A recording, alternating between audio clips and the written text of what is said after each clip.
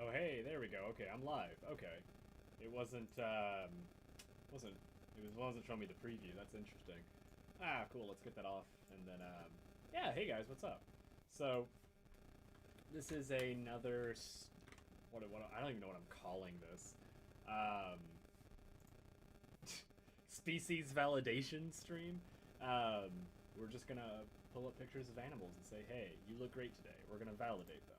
No. What we're doing is what is that file? Yeah, what I'm doing today is I'm going through and validating all these species again.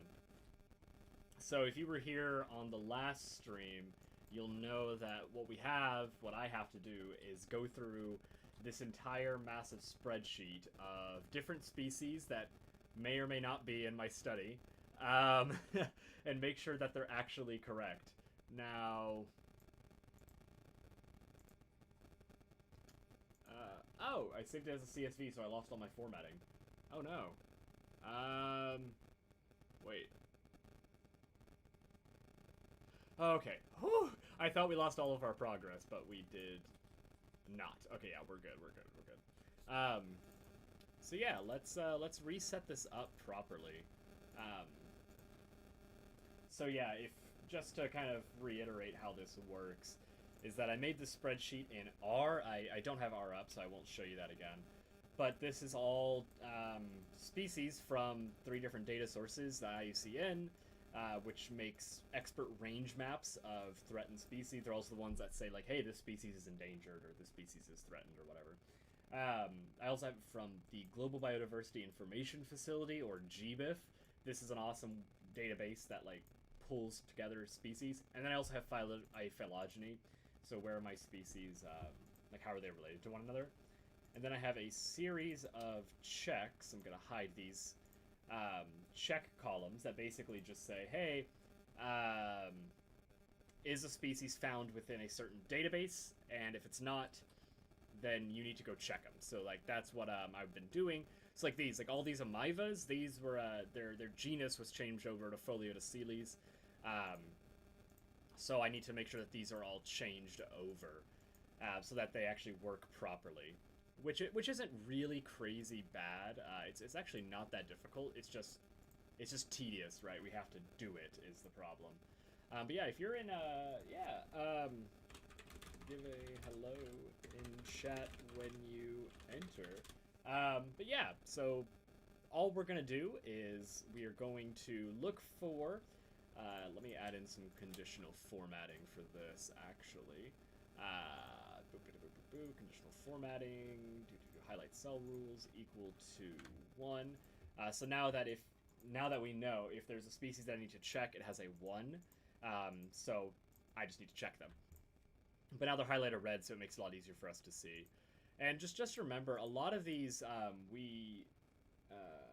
is? I don't know what it says here. A lot of these we've already checked, and they were really minor things. Like they were just either the species needed to be changed. Like I think this one was actually a case of a subspecies. Like should be a Anolis aenus cinereus, but I don't care about subspecies, so we're not even going to deal with that. But yeah, so what we're going to do is figure out where we stopped. I think it was after, was it around here? Yeah, we did one Adelopus, and I didn't put the reason why. Well, let's look up Adelopus to kind of figure out where we're going. But all we do is we have reptile database, we have amphibiaweb, and we have frost. I validate the species, and validate just means make sure they're correct, using all these different sources. Where it's reptiles, go to reptile database, because that's what I validate against. Amphibians, I use amphibiaweb, but I also use the American Museum of Natural History to just double check why the AMNH has a little bit better information on why a certain species is a certain species. But let's first look up this Adelopus gracilis, because I forget why we changed it. Oh, it wasn't found in amphibiaweb, but it is found as a synonym. That's right. So this is the issue. Amphibiaweb doesn't have synonyms in their search, which is really frustrating, actually. Unless I'm missing something, just double checking. But yeah, it's not found, unfortunately. Yeah, it says includes synonymies, but it's not, unfortunately. So, but I bet if we look up Atelopus elegans in AmphibiWeb, it'll pop up. Which actually, I don't know if we checked last time or not. Yep, so Atelopus elegans. Yeah, I'm not sure why this one had... Why it was gracilis for just a little bit. It looks like the original species was, let me actually make this bigger for y'all. Phryniscus elegans. And then it was Atelopus. Atelopus is a really cool genus. They're these toads, actually. Like, yeah, so here's a picture of an Atelopus elegans, or a few pictures. Look at that. Ooh, they're an Implexus. Look at that. Yeah, but very cool looking toads. They have, like, human looking arms to me. Very interesting. But yep, all we're doing is, you know, changing them over. And, yeah. So this one was actually a subspecies to species issue. But yep. So this is what we're going to be doing. So if you have any questions about research or anything like that, let me know in the chat, because this is live. This is a conversation. We can absolutely talk while we look up things like Atractus erangoi. I'm not even sure what this is. If this is I don't even know if this is reptile or amphibian. I don't know this one. Reptile database, so. This is ooh, very cool. Oh, a dipsodid. Very cool. Ooh, very pretty snakes. They remind me a lot of some Neurodia species, actually. I don't know why, but they do. Cobra corals, brown ground snakes. Okay, so they have other synonyms. Atractus major. But what? Oh, yeah. So they're calling it major. Oh wow, that's a very old one. I don't know why erangoi is in here. Wallach 2014 had it here, but then they corrected themselves? Hold on. Not in Bolivia. Well, we can just put it here as, I'll go with Nagoya et al. 2019. But yeah, this is a very, it's a very simple thing that I have to do, but, very important part of this. So, that's literally it. We just validated a species. If I need to look into it more, but I'm trusting Reptile Database. I'm not making the decision on if it's a species or not. I'm just going based on what Reptile Database is telling me. So let's look at another one. Nicrocatus. Okay, well, now that I know what this is. Yeah, these are cool. Actually, I kind of want to read more about the Atractus. Ah, so this is an interesting example. The correct way to do Latin, we actually touched upon this in the last live stream. If your genus name ends with an S, your species name is supposed to end with an S as well. And that's what you see here, like Atractus nigricatus, but now it's Atractus nigricada. That is incorrect. That's, I think, why he's saying implication here. But, yeah, that's what it is in the database now, so that's what I need to change it to. So, like, let's say something is wrong in one of my records, then it may be filtered out whenever I do the actual pipeline. But yeah, Atractus nigricata. So, I don't like changing that, you know, but yeah, but that's what it is, so we need to follow it. But yeah, ooh, Atropoides, those are cool. Atractus univittatus? Univitatus. Another one. I'm actually gonna Google it so we can actually get a picture going. Yeah, these like really cool just dipsodid snakes. Yeah, they're super neat looking. This one has a lot of nice reds on them. Look at that. Pretty snakes, wow. Let's look at, yeah, I'm trying to also do some better tab management. Okay, so this one has two. I always start with the first one. No real reason why, but so this is a, what are we looking at again? Univitatus. So univitatis is not in the synonyms. So why is it popping up here?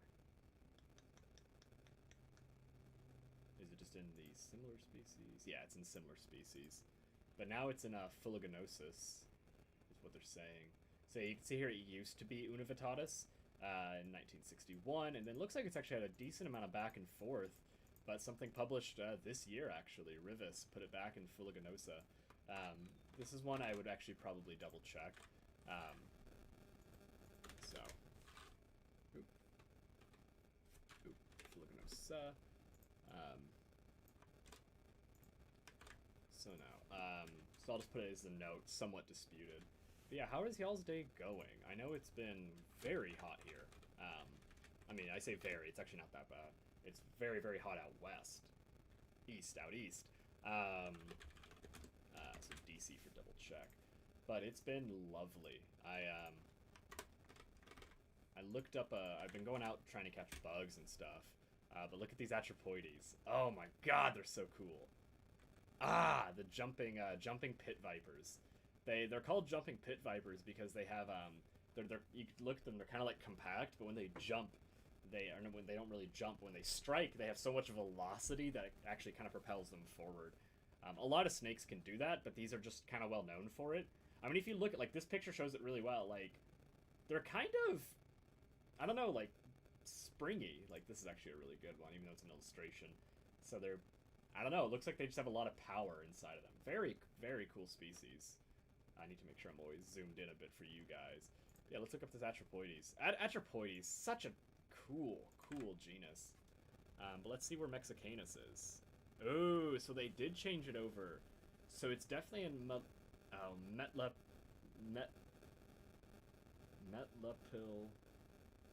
Coatlus. Why am I struggling with this? Metlapil Coatlus. I don't know, that's interesting. But yeah, we'll start with the first one and go down. I'm assuming it would be in Mexicanus, though. But we'll also need to check out Numifer. See what's going on there. So, Indominus... Oh. I have a feeling... Oh, no. Ah, Atropoides looks like it's had a split. Okay, well, it's definitely not Numifer. Definitely not Numifer. Okay, so don't worry about that. So it looks like it might have been split by this Campbell 2019. Let's actually look into the paper really quick. A new generic name for jumping pit vipers, and it has Daryl Frost. That's I usually trust Frost quite a bit in his work. Let's see. Ooh, it's in Spanish. This will be a fun one. Let's see, just so I can find it a little bit better.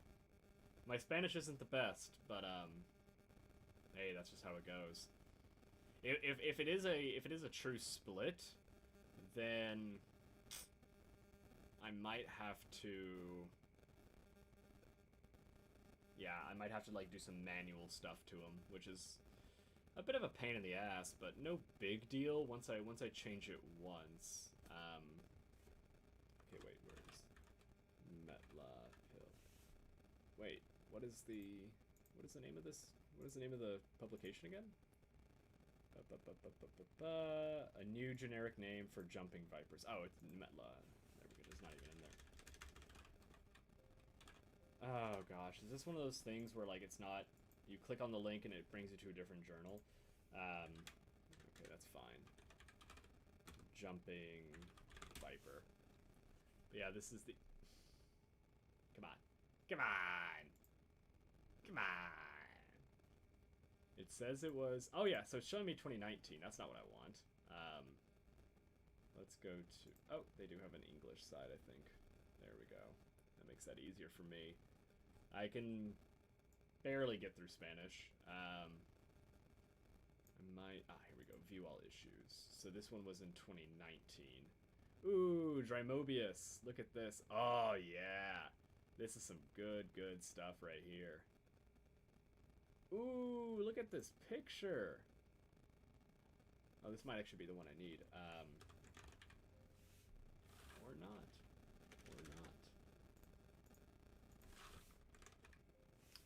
This may not be the one I need.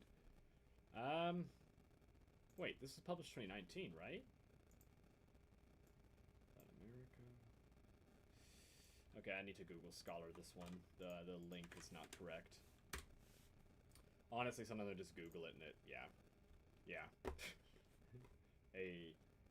Okay, so it's only in Spanish, but we can figure it out. We can figure it out. We are, and it's in English. Okay, weird, interesting. Oh, that's why I know John Campbell. Yeah, he's at UTA. Okay.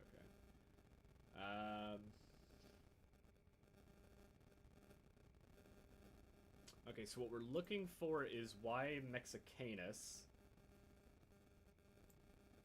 which is actually very old. So we might be able, it might just be changed over to Metlapilcoalis.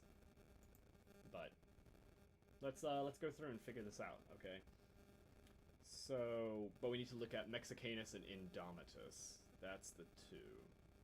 So new genus, with Mexicanus being the type species. A type species is like a representative species for a genus.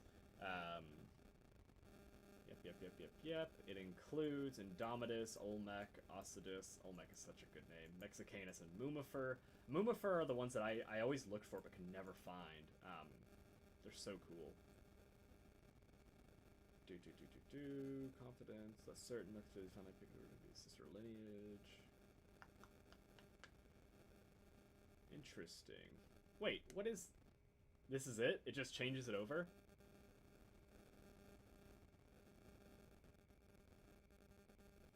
This is it? This is the whole paper. Okay. I was expecting at basic even just a phylogeny, but whatever. This is just a notice. So looking at this, from what I understand it, in 2004, it might have been underneath this Indomitus, which, let's actually look up the Indomitus range. You know what? Let's actually look this in GBIF, because is that where it's incorrect? Oh, it's incorrect in everything. Interesting.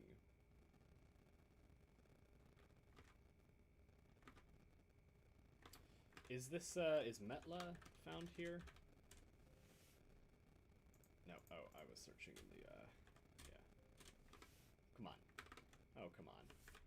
Metla. Yeah, Metlapilcoatis. I don't know why. Let's see if this is in GBIF, though. Oof. Well, let's actually look this in Mexicanus, because I think they're a little bit more widespread. Are they even found in GBIF?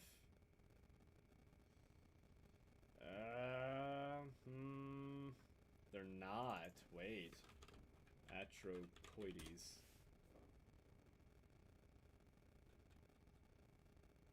Yeah, see. So GBIF, so this is a great example of issues with the data. Oh, this is actually a really great example of issues with data. So this is an outdated genus now. Maybe not for all species, but for at least a few of them. At least 4 or 5. Well, actually, we can see how many. 1, 2, 3, 4, 5. Yeah, so 5 species. It says there's 7 within Atropoides, based on this older classification. However, let's look at their occurrences. So, yeah, so they have the Numifers, the Picadories, not Picadori, just no R. Mexicanus even has a few that are Numifer subspecies Mexicanus, which I think is incorrect now. But yeah, so a lot of them were collected in 2010, before this split over. Actually, yeah, so this is just a changeover. This shouldn't be too bad. My only issue is that a few of these that may be considered Indomitus might be actually Mexicanus. Let's actually look at Indomitus really quick. Yeah. But this is sort of the thing with the data, is like you have to assume what you have is correct. There's always going to be little issues, but when you're working with so many species, you hope it's not a big deal. So let's change this over to Metla. It's also not in the phylogeny, so this is hopefully one that we can actually get some phylogenetic information for. Let's actually look up Atropoides phylogeny, see if there's anything. Okay, so there is something in ResearchGate from 2010. So why wasn't this in my phylogeny? This should be my phylogeny already. Um, yeah, so they have one. Let's see. Yeah, so you can see here, it's like Mexicanus is over here, Indomitus, Mumifer, Olmec. Decent support, or based on... I'm not sure what type of tree this is, if it's Bayesian or not. But yeah, so there's phylogenetic information, which is great. It's great for me that it's not on our phylogeny. Because... Oh, actually, let's see if Metla is on our phylogeny or not. Actually, yes, let's open up our studio. Yeah, so what you're seeing now is sort of the research process. It's a bit slow, but yeah. So actually, yeah. So perfect. We already had it updated. So this is my script to make that spreadsheet. I know it may seem like overkill to have 200 lines of code just to make a spreadsheet, but I promise it massively helps out. Oh, I'm sorry. This is not it. That's actually a different script. How long? Validate taxonomy took. Okay, 150. Ooh, saved a little bit.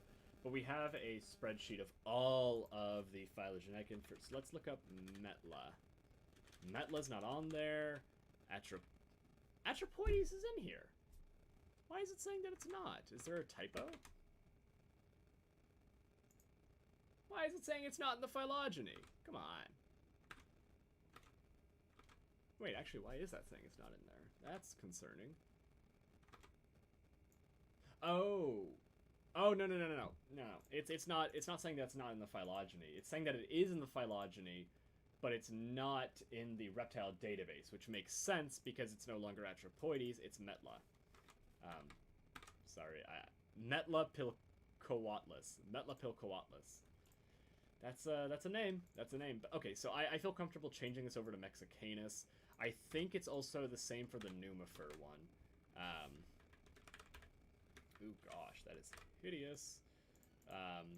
But the reason why is because of Campbell et al. 2019.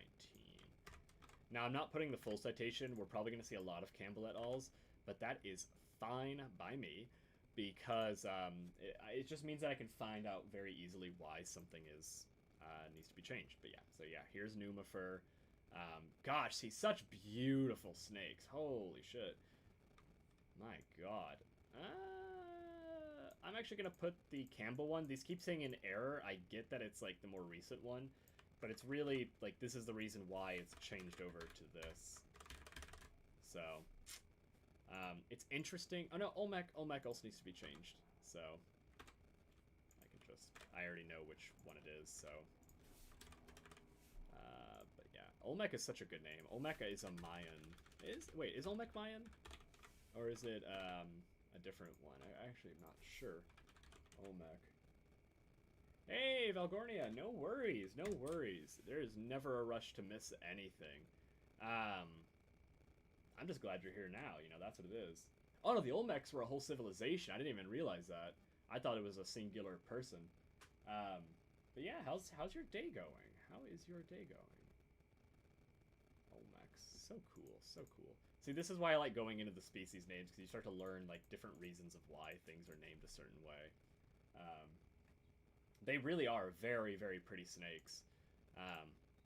Like, they're one that I've always wanted to see. Just, they're so cool looking, and they're small, though. That's the thing. They're very small. Like, does this have a, it doesn't have diagnosis for that one, but maybe for Numifer. And it's in German. Probably because it was a German biologist. Comment venomous and all. That's funny. Oh.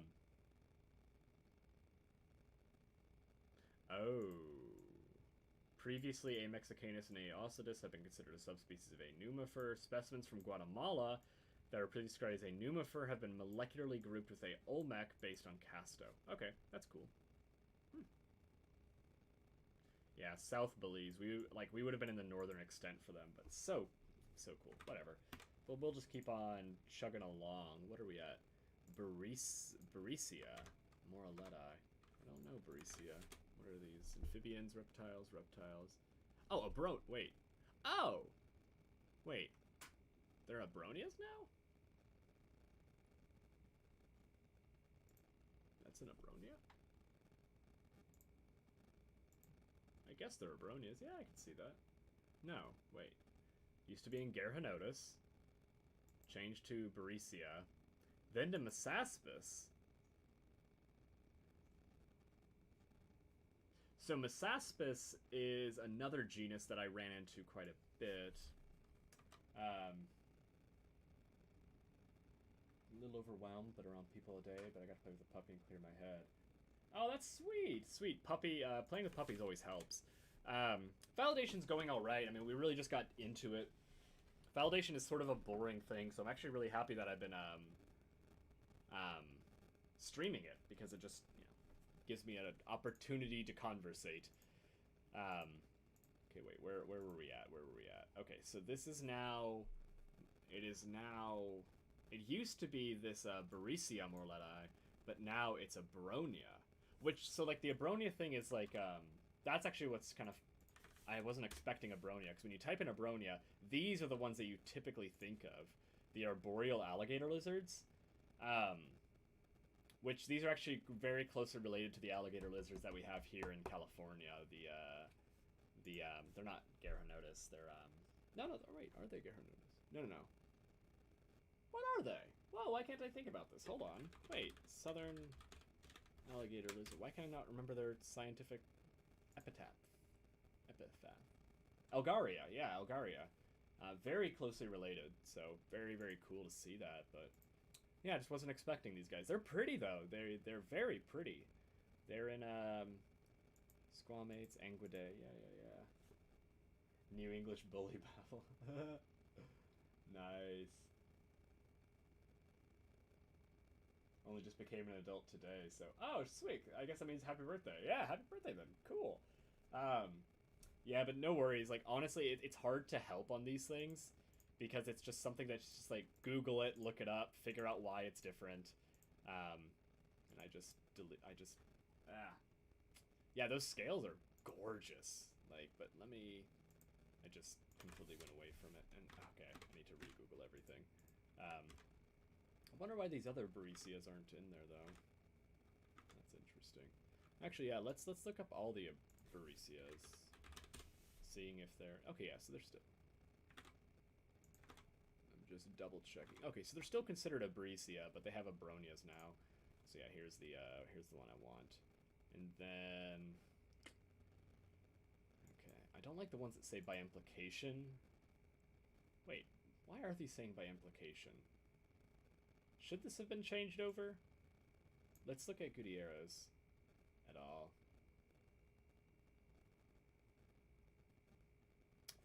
Okay, phylogenomics of Mesoamerican alligator genera, Bronia and Mesaspis reveal multiple independent clades of arboreal and terrestrial species. Yep.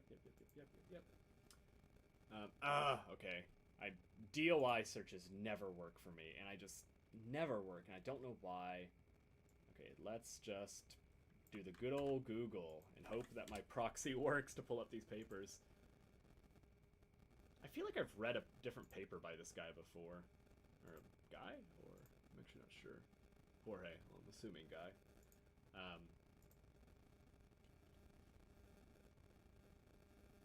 But know barely anything about them. I've worked without Asian monitor and a Taiwanese beauty snake. Oh, I mean, those are both cool, very, very cool snakes. Very cool, I mean, well, very cool reptiles. The monitor isn't a snake. But, yeah, see, so this is stuff, so I got into Middle America. Some people call it Mesoamerica. There's a whole thing about why not to call it Mesoamerica that I think is kind of silly, but whatever. But it actually is one of the most globally significant biodiversity hotspots, and it's largely ignored as a whole. Like, we'll look at Central America and Costa Rica, but then we really don't think that much about it. Like, we think of Costa Rica, but then we're like, save the rainforest, but we think of South America. And there's just so much here. I'm actually going to add this paper to my Zotero. Which, yeah, by the by, if you ever get into science, use a reference manager. These are a bunch of papers that I've come to use. This is my entire library, but I have it, like, broken down into different groups. But these, I clicked a little button, and now it saves the paper, downloads the PDF, and everything. But, yeah, I'm trying to figure out why they put this, Baresia in there. And then, also, like, reading these papers helps me understand my project a lot more. Because, like, Sierra Madre del Sur is, like, is a very important region in my area as well that I'm trying to understand better. Why don't we cover it? Why don't you cover, like, Central America and all, or Middle America? A big reason is, there's, like, a decent amount of research focus. But yeah, we really only focus on, like, Costa Rica and kind of ignore this large area that's up here that includes, like, Guatemala and Belize and the Yucatan and, El Salvador, Honduras, Nicaragua. Like, it's just largely ignored for some reason, but... Let's see. So look at this. So they put A. Mitchellii and A. Enigma Baronia. Oh, so reference managers are... Okay, most reference managers... Actually, no. Most of them are paid for. Zotero is free. Zotero is free and open source, and I will always recommend it. Because, for example, some things... like I had a paper about the overlap between, like, music and nature, and actually this is in the wrong section now. This needs to be into herp phylogeny. But, yeah, Zotero is completely free. So I've been, like, keeping all of the papers, which I actually am realizing that I didn't do that for a few of them now, but whatever, about phylogenetic information here. So it automatically pulls you the title, the journal, the author, abstracts, all the information, and then if I want to do, at the end, if I want to make a bibliography, I just highlight them all, choose the style. You can upload them, custom ones, like I've had to upload, which, it might not be on here, I switched computers somewhat recently. But yeah, so that just copied that to clipboard, so I can paste it at the end of my document, and boom, there's my bibliography. It makes things so much easier to work with, but also the fact that you can go into a paper, like let's say I just, where's the one that I just had open? Yeah, so I have it in here, of course it pulled everything. If I double click it, it'll open it up for me. So it's like, use a reference manager. They will save your, like, sanity. I even used it before I was doing research, just, to figure out stuff more. But, okay, yes, I want to figure out why they have Barycia in here. So, okay. Are 2 of 5 currently recognized anguid lizard generas? Yeah, for sure. I've actually used it for about 5-6 years now. It's so useful. Mesaspis. Yeah, I know the phylogenetics in this group is not very well known, but I just want to know why they put them as Barycia, and then why Reptile Database said okay to it. In fact, let me see something really quick. Let's see if Reptile Database has like a, I don't know, something that says like what the different things mean. This is just how to search better. I know all this searching stuff. Let's go to the actual, maybe an about.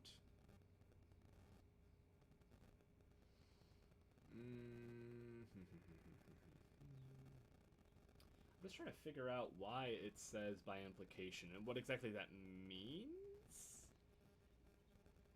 Let's do a let's do a Google search. Okay, reptile database by implication. I just want to know what they mean it inside of here.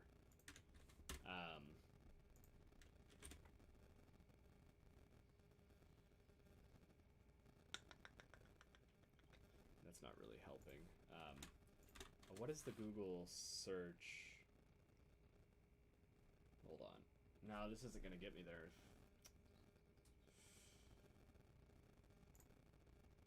This says by implication. Oh, Mesoamerican herpetology. Wait, so this is a journal that I wanted to publish in, but they actually went under. Yeah, because he couldn't. Yeah, so he couldn't. He couldn't actually like keep it funded, and this is one that I really wanted to publish in because so much of our research was perfect for this one.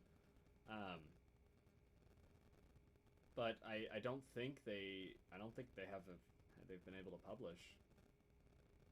Dang. Even though they're so awesome, but is what it is. Okay, let's look up, Because I don't think I'm going to find... So they put Abronia mitchellii as Campbell 1982 here.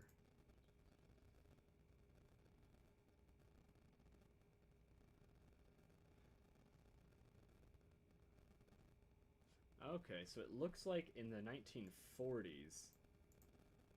But why? I don't know if it should be here. Well, okay, wait. Let's look at their phylogeny actually. Yeah, let's look at their phylogeny because maybe it is distinct from the other Baricias, but it should have been noted somewhere. So yeah, we're looking for a mitchellii, Abronia mitchellii. They did have it in a whole different group though, so that's where I'm a bit concerned. But hey, if it's wrong, then that's good for me. Wait, mitchellii or Morelletii, sorry. M. Wait, M. Morelletii. Wait. So it should be Baricia Morelletii. But here he has it as an M. M for what? Mesaspis? Mesaspis Morelletii? Oh, that's maybe not the one I'm supposed to be looking for. There might be an actual Mesaspis Morelletii. Or, wait. Ah, but they called him Mesaspis Morelletii here as well. Oh, okay, wait. It went to Baricia. It was Baricia. Yet another extension. I feel that. I've had so many issues with my old laptops. But yeah, it's a struggle. Like I've definitely been there before. Like I'm actually running everything off my desktop now. I invested in making it way better, and then not doing it with my not using my laptop for everything anymore. So yeah, so Mesaspis Morelletii, that makes sense. Okay, so I don't need to look up. So I need to look up Mesaspis, or let's look up M. Mora. However, as Barista suggests that M. Morelletii may actually be because of several distinct species. Oof. Was this noted in Solano? Yes, this was noted here. I don't need this one open anymore. Yeah, I feel that. Laptops, I've just, like, I used to use only laptops for everything. But it's just, I don't know. Backup mobile iPad. Oh, yeah. I feel that. That was me a few years ago. I mean, honestly, I will say, also from, like, a data analysis standpoint, gaming laptops are usually the best ones to get. They just have, like, such a good power-to-cost ratio.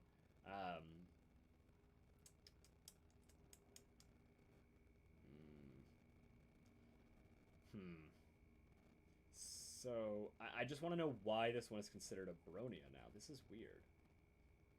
Yeah. I used to live at college in the weeks I don't even own a desktop. Totally fair, totally fair. I have this old desktop that I've just, like, retrofitted over the years.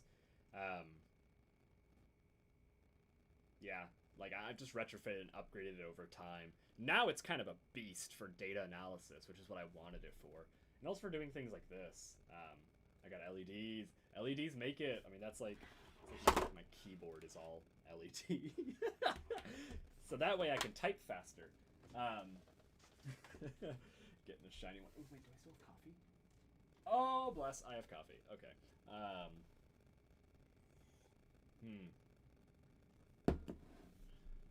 Yeah, so this is saying that good made it...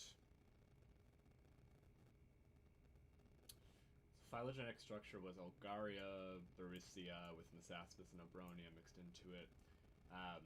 So this is a Newick format. It's actually describing the phylogenetic tree that is here, like those little parenthetical statements that they have. I have a case but no parts yet because I want to wait till I'm ready. I totally get that. And honestly, though, the nice thing is that, like, once you start getting parts, you can just do it over time. You don't need that much to actually get it going. I'm always going to recommend it, though. But yeah, so this is telling me that, yeah. I feel that. I can feel that. Oh, you'd actually like this. So me and a buddy have been planning this out for a little bit now, very early stages. But we actually want to do this biologist D&D series that we'd like live stream and produce. He's a brilliant DM, and I love telling stories and DMing as well, and getting into character. So we've been wanting to do like a dual DM thing, and what we're actually trying to figure out a way for people who are like in the stream or whatever to more or less control the villains that they're fighting at any given moment. So stay tuned for that. But we're gonna be basing it around biology, and like biological projects and stuff, I guess. Yeah, like kind of like, hey, can we make a conservation issue or whatever, and you know, turn it into D&D. My whole like logic is sort of to do the beast hunters from Hunter x Hunter, and sort of based off of that. Yeah, biologist D&D, and like have a lot of fun with it. But actually, like the point of it is to, like invite on biologists essentially, to be a part of this. So, but yeah, we have a few plans for it, and also I like to make my stuff in because we've been doing D&D virtually because we have a small group that we play casually. I have a session on Sunday. Ooh, if you have an idea, please tell me. Please tell me. I'm always taking ideas. I will literally add it to my Notion like right now. Okay, actually for this one, I'm gonna say it's a Bronia Morleti, but then I need to say look into it more, because it's messy. Morleti, look into it way more. Stream loots. Ooh, wait a second. We're going on a rabbit hole right now. Stream loots? What is this? Oh, excuse me, what? From viewers to support the streamers they love the most. Oh, hold on. Okay, wait a second. Streamers prepare the show. They just integrate Streamloots as a browser source, create thematic card collections. Viewers discover a new way of supporting. By purchasing packs. Wait, okay, hold on.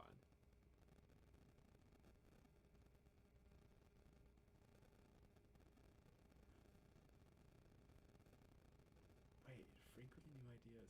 So wait, what is this? Is it like collecting cards almost, or am I under?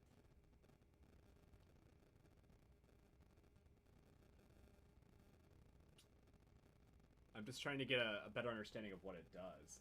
I think this is perfect. Like, I don't know why I think this is perfect, but I think this is perfect. Do they... Okay, I'm looking at different streamers.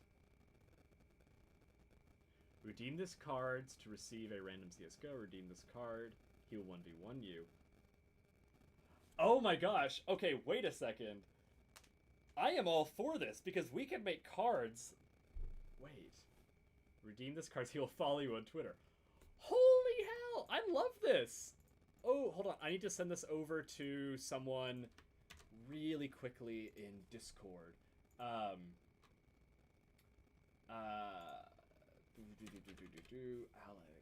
There we go. Just had a viewer in my live stream mention this.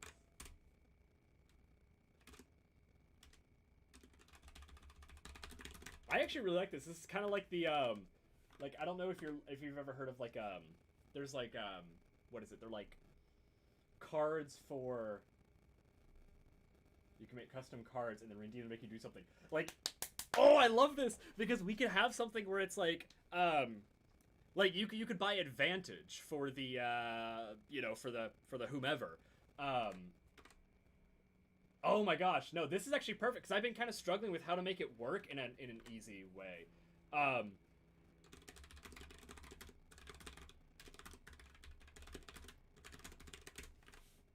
Yeah, because like there's so many different things you could do with that. You could have advantage, like what I just mentioned. Or yeah, you could have it where it's like random encounters. Oh my gosh, yes. I would love to just chuck in random encounters. Oh, I am so for this. Works with any streaming platform. Yes. Oh, inspiration. Oh my gosh. Yes. I mean, honestly, there's also the whole thing of like, I mean, we could have a big one as well. We could do rarities. Oh my god, this is perfect. I am so glad I mentioned, like, I'm so glad, well, I'm glad you mentioned D&D so that I can mention D&D. Can use, they can use low rarity cards to make a high rarity card? I am nerding out right now. This is so perfect for what I want to do. So, because yeah, I've been trying to figure it out, because I actually watched one streamer who had the chat actually control the D&D campaign, but that was very tricky, and I didn't know how to make it work properly. But yeah, this is perfect. Because, like, I could just have them role-playing and then, you know... Yeah. Okay, ooh, help. Success with Streamloots. Let's see some ideas. Okay, yeah, streamathons, I know that. Connect a timer to it. Heck yeah. Heck yeah. Question collections. You've been granted one wish. Ooh, I like that. Ooh. I like this a lot. I actually really like this. Wow. Ooh, because I'm really big on gamifying things. And this... Okay, success case, success case. I thought that's what I'm running on. I can run you through how it works. I have it set up. I just haven't used it yet. I would love that, actually, because this is... Like, right now I'm just getting ideas, but yes, I would love to have help running through this. We could probably do that over the Discord someday whenever we're there. I might try to get this in here soon, actually, because I could figure out some stuff for YouTube, I'm assuming. Oh wait, yeah. So wait, do you stream? Or I'm looking at the chat over here, but you're over here. Do you stream then? If so, where? You know, I'm always looking for other streamers to like just toss on whenever I'm, you know, working or trying to do something. Okay, here's tutorials. This is so cool, actually.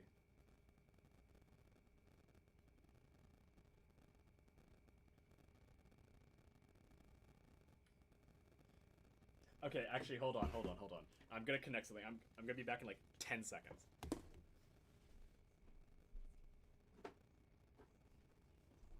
So this is the full showcase of how nerdy I am. Kick sampling tomorrow, but should be back in lunch. Better stream video games at random. Nice. Okay, so this. Hold on, let me open up my OBS so I can actually see what I'm doing, what you can see. So this is Vixiv, the game of survival. I made this board game with a friend of mine a few years ago. A few of us actually, and it's a game about wildlife interactions. So I might ask Corey if we can use this, but yeah, we went. Oh no. Okay, we're good. We went really hard with this. These were actually really expensive to get printed out, but we wanted to print it out because we have a failed Kickstarter, baby. But yeah, so we have like a bunch of like, it's like tile based. You actually build up ecosystem interactions.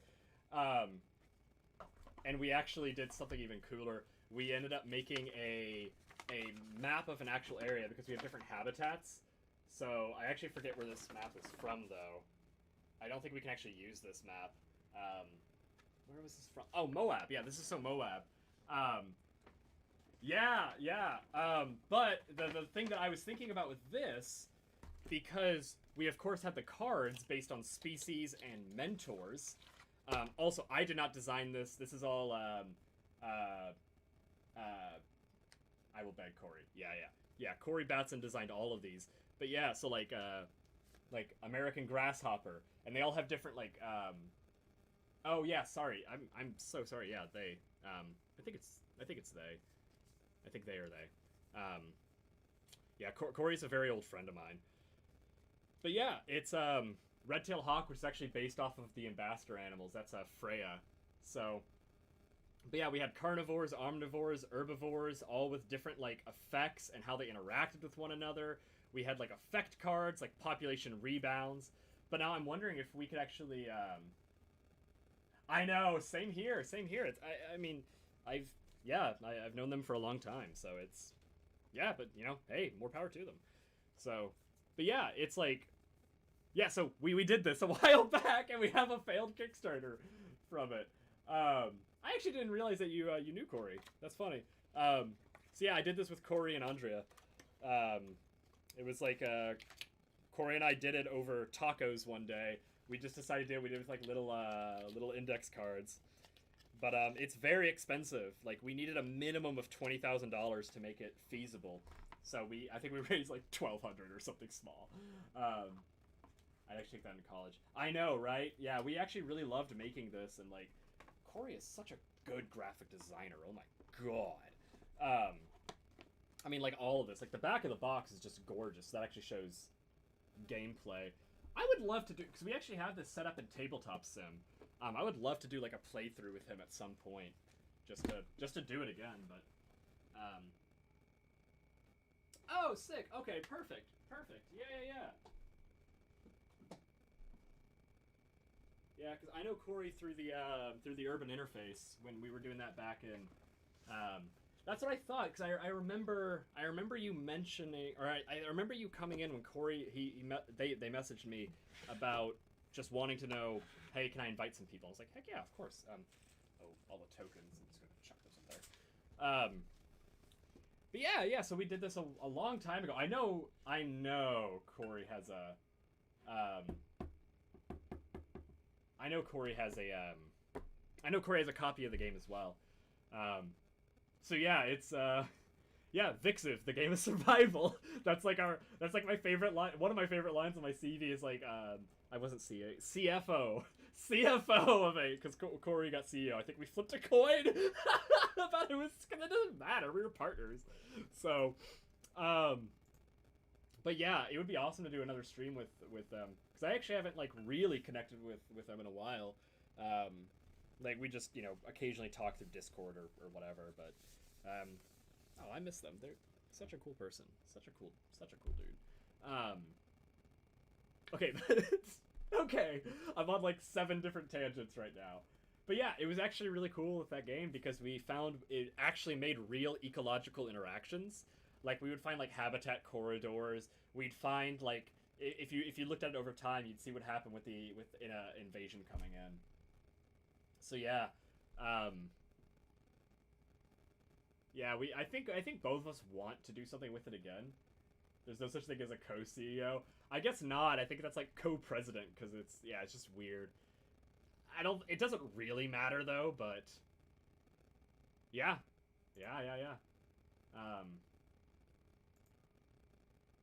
Okay, but okay. No, you're fine. Literally, if I wanted to actually focus on this, I would not be live streaming. I'd much rather have conversations and like barely chip away at it, because there's like 4,000 rows in this data set, but if you look at only the reds, there's only about 400. So it's really not that bad. I just need to do it. So, and this is like, honestly, if I was not streaming, I would not be doing this right now. So at least I'm making some progress. But yeah, I actually ran a campaign through Tabletop Sim a while back. Not a campaign, a one-shot. And it was based around B-Movie, because someone said make it around B-Movie as a joke. And I was like, oh, I'm gonna do it. And I actually made it way, way over the top. I had Barry the Bee, of course, be the final boss. But I you know, Tabletop Sim has Lua scripting inside of it. And so I coded it in to where that when they entered the final boss scene, I did it through Zoom and like I set up camera angles and everything. But I made it to where the Barry the piece, it came down slowly and landed in the center of the dungeon. And as he came down, it was like spinning and it said what is it? He said, "You like jazz?" Like I got the actual audio clip, and then it played boss music, and it was just the most epic but over the top thing. Wait. Okay, you know what? Let's see if I still. Oh gosh, let's see if it's actually still saved in my Steam. Why is it binging Steam? Who cares about that? No, I don't want Microsoft Team. I want Steam. There we go. Okay, let's figure this out. Because, it should be there. Yeah, everything I do it for the meme. Okay, my library is not showing up. But yeah, because I just want to show off, like, kind of the worlds that we're thinking about. Because there's actually a lot of really great D&D plugins for tabletop sim, like that really go over the top, like one world. I actually made a whole campaign with my brothers. I'm assuming it's definitely in here. Why is my Steam not working? Or oh, it's asking me to do my meditation. It's just not showing my library. Downloads. I can go to downloads. Wait, no, I need my library, man. Come on. Come on, Steam. Don't do this to me. I need to game later. Yeah, no, I'm actually glad you did too, because this is like a perfect conversation to really like get excited about this stuff again. Why is this not working? Okay, Steam, I'm just gonna restart you, I guess. Control Shift Escape. I almost ended Microsoft Teams would not interact with Steam. Let's make sure Steam isn't running in the background. Yep, Steam and task. Yeah, I'm almost certain I have it. Also, I just like it because I like building worlds and like going full on with them. Okay, library. There we go. Okay, but now I need to find tabletop sim. Tabletop sim. There we go. I have almost 200 hours in tabletop sim. Gosh, I play it so often. I guess it'll open up over this. I'm guessing. Yeah, so it's gonna open up on this side. Ooh, gosh, wasn't expecting the audio. Yeah, let's see if it's downloaded here. If not, I'll have to download it on a different day. But it should be saved in like my community folder. Okay, wait, create single player. Let's see. Yes, it does. And is this? Oh, this is yes. It's actually the Bury the Bee like final boss. Okay, so. Okay, so. Hold on, sorry, I'm trying to remember the controls. Oh gosh, why is this not... Oh, there we go, it's right click. Okay, so... I think... Oh yeah, Barry killed everyone! So this was... I found a Bury the Bee model. Downloaded off the internet, shamelessly. And then... Oh my gosh, yeah, I went all out on this. I will say that imposter syndrome is always wrong.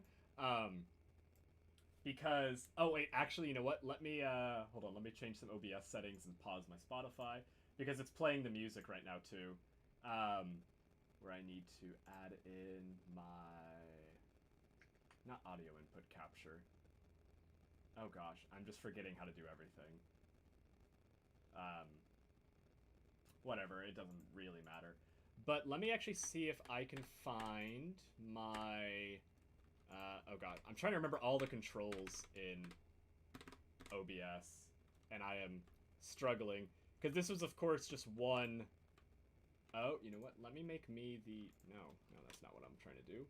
Let me make me the Game Master. So yeah, I had everything set up here.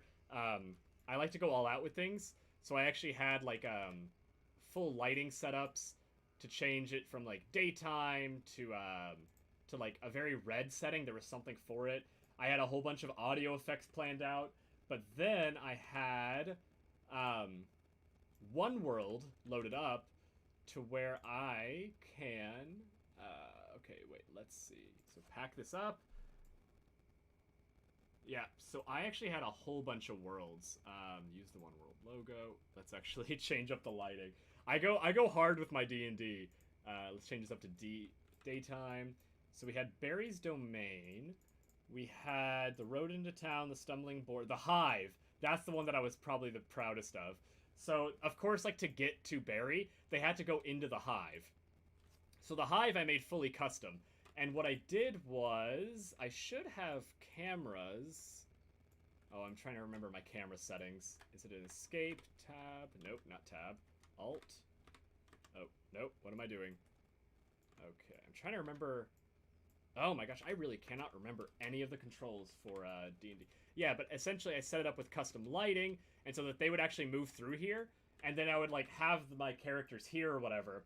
This is also exactly how I would do it for the actual campaign, because what you can have is a camera setup on the side, but I would say, hey, there's a fork in the path, which way would you want to go? These were also the bees that I used, so these were like, I forget what I had for those, hold on. I'm showing you kind of the behind the scenes of what I did for here. So I had a... Yeah, so these were actually based on real... I think these were based on D&D Pathfinder models. These were Abeles. It's what I based it off of. But what was it? What was it? Sorry, I'm trying to remember. I don't know why I can't find my...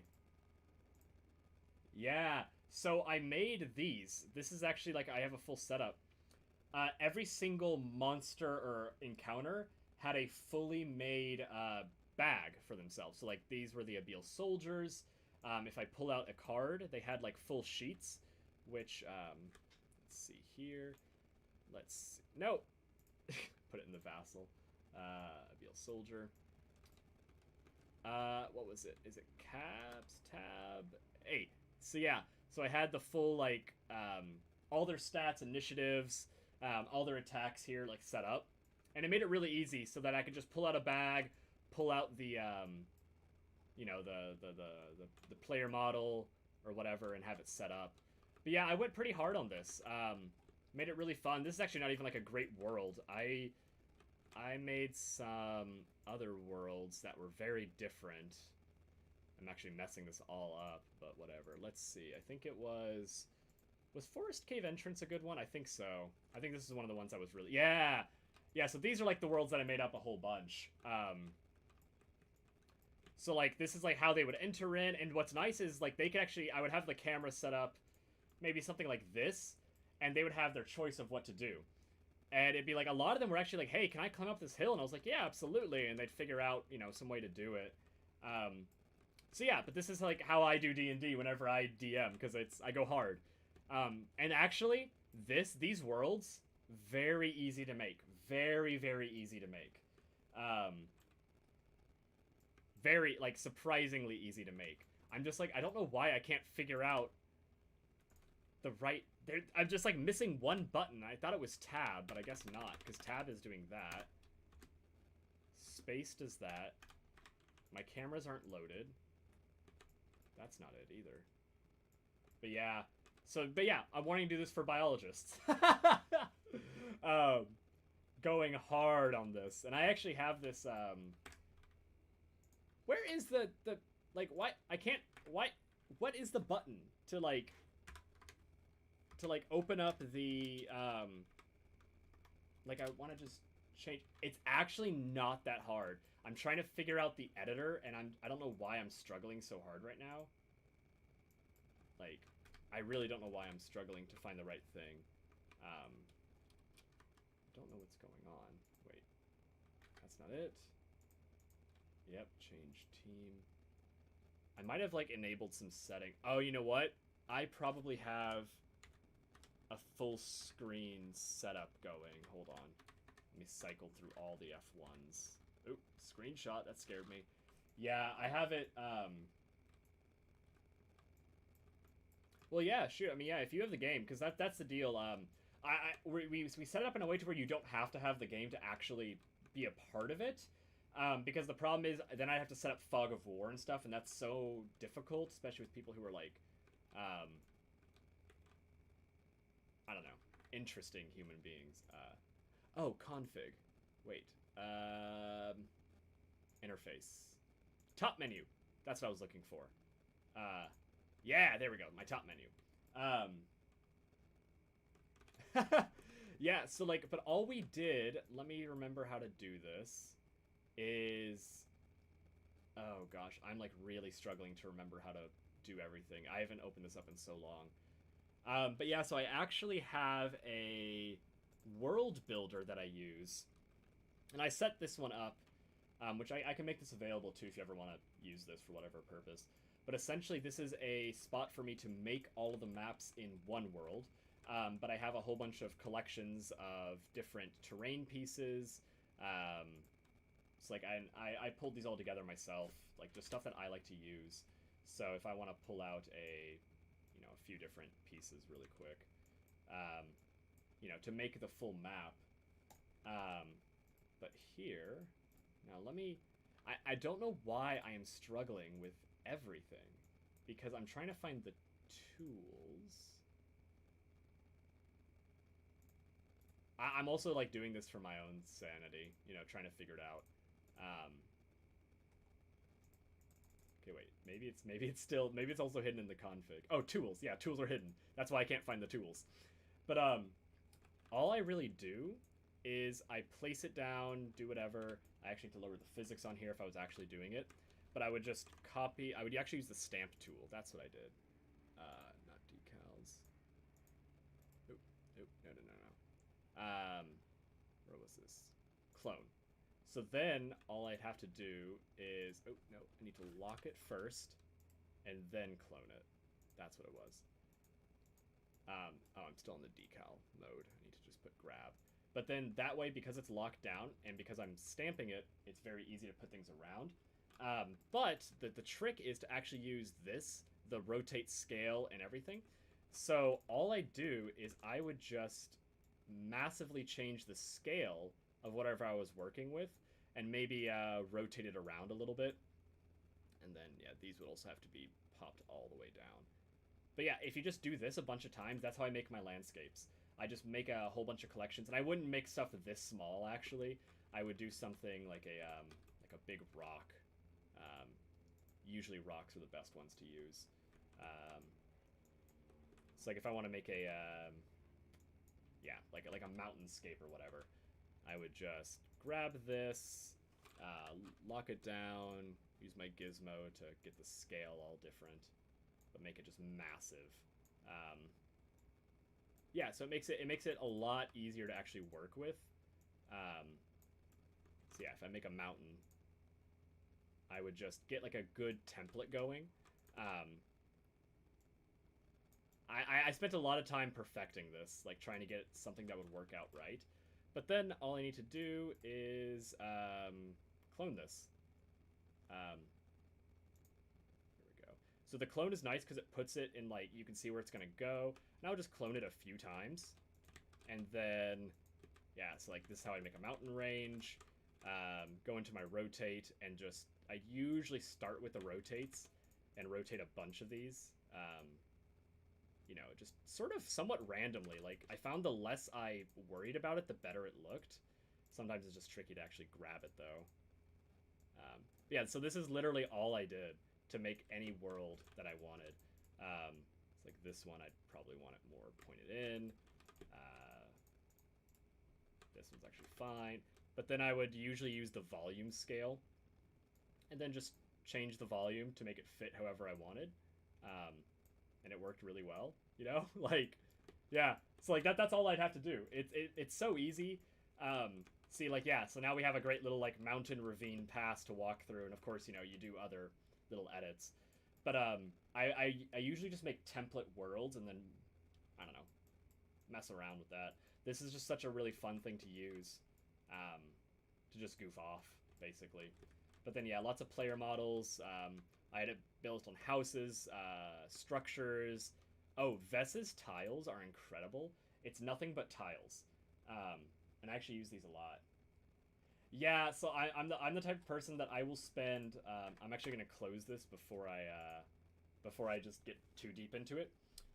But I like to spend hours and hours and hours and hours and hours making ways to save myself time. So like, yeah, so I can build a world very quickly, and I use that One World app that I mentioned. That One World, not app, plugin, I guess. Mod, that's what it is, community mod, to essentially save the world. And then all I have to do is click a button, it loads it up, and then I can also put the characters there ahead of time. Usually I don't even care about that. But, yeah, and what I would do is I would only make worlds at 3 different scales. So kind of like, I would think like words. Like a room scale is how I think of it. a city scale is what I think of it next, and then like a massive expanse, like an outdoors, I guess is a great scale. That way I would have character models at 3 different scales. So that way I didn't have to worry about, like, is this map 100 feet by 50 feet, or is it, 200 feet by 175? It was just small, medium, large. It makes everything so much easier. But yeah, it's really, really fun. I think it's like such a much better way to get involved, and then I can, get fancy with scripting and everything. I didn't even show the script, but whatever. Okay, but yeah, let's look up Bethornis Solistoloripus. It's only an hour-long tangent. No biggie. Oh, not even an hour. We're good. Let me find my bottle opener, though. I always misplace this thing. There we go. But yeah, but we'll be doing that. We'll be doing that biologist D&D session because both me and a friend, we just love to create, and the problem is we're either in a group where it's a rotating DM or it's one of us DMing, and we kind of wanted this way for both of us to play and DM. So we're thinking about doing this idea where it's both of us are DMing for this biologist D&D thing. And it's sort of like he is, like, we're both gods of the world or whatever. He is maybe a bad god. I am a good god. So that's the whole idea. So it's like a good DM and a bad DM. Where one of them is DMing like the villains or something. But yeah, but it's also like we wanted to have this thing of, maybe the undertone is that corporate greed is one of the main villains. Like pets. Yeah. But yeah, so it's a very, very fun way to just goof off with it, and then toss in some like real conservation strategies. If we got biologists on the stream to talk about it, what we'd actually do is try to make one-shots based around their research. So, but it's like that whole thing of like people wanting to save an endangered species, and like that's the underlying theme. I expect people to be savages. That's the fun of D&D. But yeah, and then also that way we can have like a rotating cast. We can always do, because the problem is we have too many stories, and by the time we actually like do a campaign, we don't want to do the stories anymore, because we're like caught up in oh wait, I am on the wrong we like start the story, but then we actually want to do something else. So what is this Bethornis? Why is this Fossil Works? Is this an extinct species? Ground dwelling carnivore. Wait, what is going on? What is Bethornis? Bethornis Soloripus. I thought, oh, this is the unfiltered. Fossils I'm not going to worry about, thankfully. But yeah. Yeah, see, so there's a lot of ideas we can do with it. That's what I think is cool. Proof that birds are reptiles. Okay. Yeah, this data set is very whack. Because, like, actually, like, yeah, so again, this should be only Middle America, but, this is probably an Batricophrynus. Is that a toad or a salamander? I think it's a toad. But yeah, so there's so many different ideas we can do, and then it's just like little things here and there. Toad or salamander? It's a frog. It's endangered. Okay. So now it's Telamatobius. So yeah, so this is AmphibiaWeb. We were using a lot of reptile database, but so this is kind of the problem with AmphibiaWeb. Their data is better for certain things. Their data is worse for other things. So this is why I have to use AMNH, the American Natural History Museum, which I actually would love to validate my species only against AMNH, but they do not have a database for me to download, and that is the problem. Because their information is just way more in-depth for most species, and it's also more up-to-date. Yeah. Oh, yeah. So this data, what I'm doing it for is for my research. I can show you some preliminary stuff because I think it helps frame everything better. So my research is trying to uncover areas of shared evolutionary history for Middle American herpetofauna. So basically what I do is I have all the species in Middle America. My room is fabulous. Thank you. I did a massive vibe check on my room during the pandemic. Like, it used to be extremely bare bones, and now it's not. But yeah, so my research involves trying to infer regions. Oh, I'm not getting the figure 1, maybe? Is it? Let's find a better regions. Figure 2, not it. Sorry, I'm trying to find a... Yeah, here we go. Yeah, so basically what I'm trying to infer are these. So these are some regions that I've already inferred for Middle America. But essentially what this is it groups these regions based on reptiles and amphibians that have a shared evolutionary history. The question is, why are they shared? So it's a bit tricky sometimes. Like, this is actually kind of a newer methodology that I'm still trying to figure out too. Actually, I don't know why I'm showing you these. I have my, I just had a presentation that I can show you really quickly. Half bird feathers, vibe check necessary. Honestly, my room used to have so much more stuff in it. Okay, wait, let's see. Yeah, like, actually right now, like, off to the side, I just started doing some insect pinning. More to learn. I'm actually not that well versed with it, but yep, I have a whole bunch of little insects, so assassin bugs, that I'm trying to get better with. But yeah, just got a honeybee, which is nice. But yeah, so this is like the presentation that I gave really quick. It's a lot to sort out, so a lot of it is theory based. A lot of theory about like how to make it work. But yeah, so what I'm doing, the reason I'm validating these species is because I'm using data from IUCN and GBIF. And the problem is, largely with the GBIF data, is that it's messy and the species names are not all correct. They may be out of date, they may just be the wrong species. A lot of it's just being out of date. But the problem is that species get dropped because of that.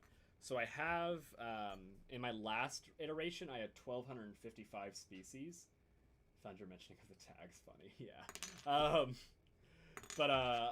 So I'm missing a whole bunch of species, honestly about 800. And part of that is due to lack of good data.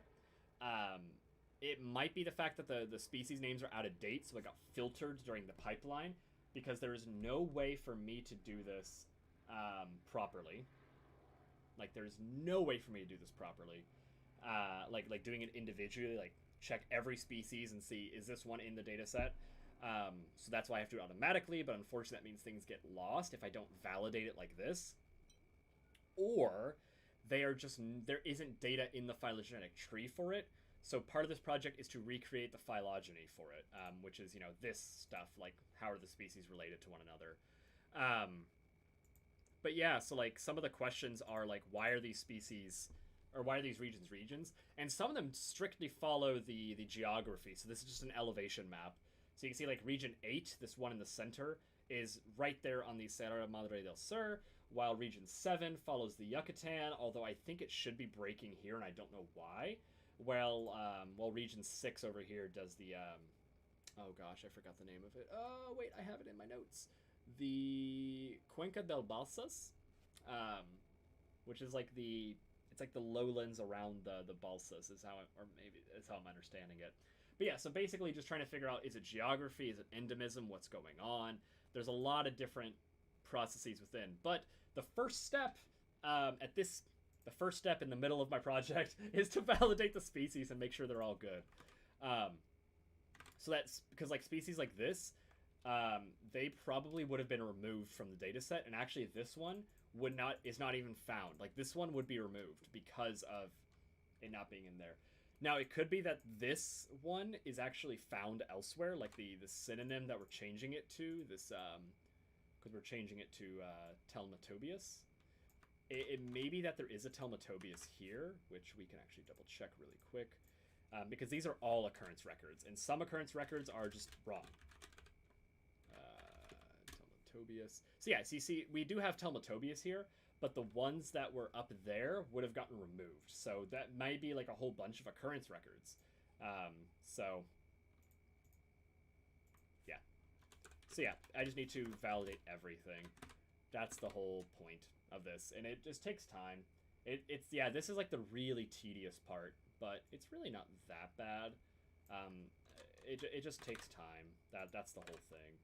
Um, and it just takes doing this, which is something I've been putting off for quite a while. So I'm just gonna look up Macrostomus. Yeah, Teletobius. Right, but it's nice that we're doing it, and some of these go a lot faster than others. Like we went on a really long, I don't know how to put this. Thank you, thank you. It's interesting because it's always just like little. It's like accumulations of little things, right? It's also very interesting, this project, because in a lot of evolutionary biology studies now, you don't really start with a question, which is like a backwards way of thinking with science. Because you really should have a question before you start. But the thing is, right, a lot of the times nowadays, I also have no idea what this is, you have the data set. Or you're like, I want to use this data set or whatever. But it was funny because my advisor, before I even started, he was just like, hey, I'm really interested in like this question. Wait. This one should be removed. So yeah, this would be a... Let's actually look this up. Let's see what's going on with this one. So this species is the white-lipped python. This is often a pet. It's a python. Pythons are not naturally... Double-checking my own self. Pythons are not naturally in Central America. They are an old world group of species. So, let's go back to GBIF, because this one was in GBIF. Yeah. So this one should be removed. But let's see. Because the problem is you will get records that shouldn't be there. Right? So you see here. So these are found naturally in Papua New Guinea. However, we were getting some in Florida. Wait. Oh, Florida. Technically not Florida. Yeah, the Key Islands. But yeah, so this one was still showing up in my data set. It actually would have been removed completely, based on my filter. Because what I do is I have a filter that goes through, takes my Middle America that I have, and if coordinates do not fall there, it removes them. But this one I would just rather, it'll just be removed. No big deal. Remove non-native. And the reason I remove non-natives is because I'm looking at evolutionary history. And I would argue that non-native species are not representative of evolutionary history because they've only been around for, a certain amount of time. Bothrops. Gosh, such a pretty... this one's easy. So this is a great example of an easy one to check because this one is just spelled wrong. The correct Latin should be Bothrops bilineatus, and I'm going to confirm it, because whenever you end your genus with an S, then your species should end with an S as well. So so if we go into Reptile Database, you see it's Bothrops bilineatus. However, at some point, someone referred to it as bilineata, and that is just not the correct Latin. Yeah, exactly. Non-natives won't have been there long enough, so that's all it really is. I need to set up this OBS to have the chat show up as well. I'm just going to put Latin for that one. Now, what's interesting to me in this data set are the ones that are not found in anything. So that means that if I have this one here, that means that it was actually found in all of my data sets. However, it was not found in Reptile Database for this one, Bothrops marci. Which is interesting to me, because that means something is going on here. This is a recent change that was not represented properly. So this one had a genus change. I'm assuming it's going to be the Bothricus marci, but let me just double check. Such a pretty snake. Oh my god. Bothrops are just insane, or I guess Bothricus in this one. It used to be Bothrops. Ooh. All I have for sciencey things is common sense. I mean, common sense will get you so far in science, though. Like, I'm amazed at how many scientists do not have common sense. Ah, shit. So this one used to be Bothrops marci, but then got changed, so it might have had a species split. Bicolor. Bicolor is just Brithicus, so I'm not even worried about the bicolors. But, okay, so Garofani, Markai. Now I'm worried about Bethricus Markai. Bethricus Markai. It used to be Bothrops Markai. I know, so gorgeous. Let's also get Nigroviridis in here. Oh my god! Bethricus Nigroviridis. Look at that. Whew. That's a pretty snake. Man. Okay, but so this one was Markai in the 80s. I highly doubt that that's a problem now. So the problem with species splits is that I need to figure out... Okay, it was Markai for a little bit, but it was split... 2019, though. Okay, so this one... Let me see, where was this in our data set? This one was only in GBIF. Let me just look this up really quick. Yeah. So yeah, you see this? Here's the GBIF thing. Both of these should be the same species, but they're not. Oh gosh, they were so close to where I was at too. I did a lot of field work in Belize. Oh yeah, no, I've cheesed a lot of exams with common sense and kind of game theory stuff as well. Oh yeah, let's go to occurrences. Oh, okay, interesting. So a lot of Bothrops marcae were collected in Honduras in 1930s and 1920s. This is the power of GBIF. It shows you like very old specimens that are in museums.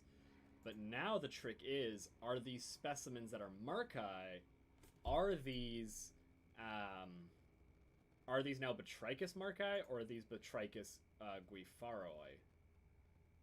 Because these are found in Honduras, while these are found in also Honduras. Oh, that's so tricky.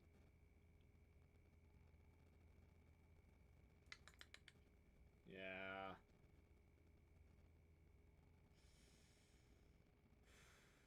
But I mean, so these have been Bethricus marcae since 1989, though. Of a blue tang the other day, my friend gave me a Wikipedia screen without telling me. I guess I'm confused. It was so wrong. Wikipedia is interesting. Yeah, I always have to follow things like this to really understand it better. Okay, let's figure out this one. This is going to be a tricky one to really go through. Okay, so this was marcae in the 80s. Bethricus marcae, as well as this one. But then Mason et al. Switched it up to guifaroi. Yeah, so this is one that actually is going to require a little bit of like figuring out. Specific name is a petronym used to honor a friend and colleague. That's very sweet. Don Mario. Stop illegal logging. I love reading notes like this. Yeah, he was assassinated. On Honduras Independence Day. Woo, boy. The only witness was his son, who was also murdered. Ooh, man. Yeah, name the species after him. Let his name, like... Yeah, let his name live on. Hell yes. Okay, let's look into Mason really quick. Reticulate evolution in nuclear Middle America causes discordance in the phylogeny of palm pit vipers. Oh! This is gonna be a cool paper. Okay, so reticulate evolution is so interesting. So, let me actually pull up my... Okay, so evolution, when we normally think about it, is like this, right? We have these branching paths, like the Darwin tree, you know, it's like boom, boom, boom. It switches around. But that's not really how evolution, like, realistically, is not how things work. So reticulation... a reticulate pattern is like a chain link fence. It's diamonds, you know, it's things crisscrossing. That's really how species interact with one another. You know, they reticulate. They go back on one another. Now, this is very hard to model in a phylogenetic tree, which is why it's usually not done too often. But this is showing that the phylogeny may have been disrupted because of this reticulate evolution. Okay, I'm also saving this because this is a paper I want to read, like actually want to read. Which, yeah, maybe we can actually show this really quickly on the reticulate. Maybe they have a I'm checking for figures on reticulation, but I'm not seeing it, unfortunately. Oh yeah, here we go. So yeah, this is reticulation. So you see it's here we can make this a little bit bigger too. Can I zoom in? Oh. Yeah. So instead of the tree bifurcating over and over again, let's actually scroll up. So this is a normal bifurcation. This is a normal bifurcation. What you have up here is you have the group that is Batrachus marci, which is the one we were looking at, with Batrachus aurifer. They reticulated together, so it's like a hybridization, basically. And then that formed a species, Batrachus thalassinus. And then you have other reticulation with B. aurifer, and then some common ancestor a long time ago, so now Batrachus bicolor, Batrachus rowlii. So this is reticulation, and it's so hard to model, but it's becoming clear that this is way more common than we realize. I mean, at some level, it doesn't matter, maybe not, but okay, we're comparing this to Guifaroi and marci. Okay, good. Ooh, we don't have to worry about the reticulation affecting this group.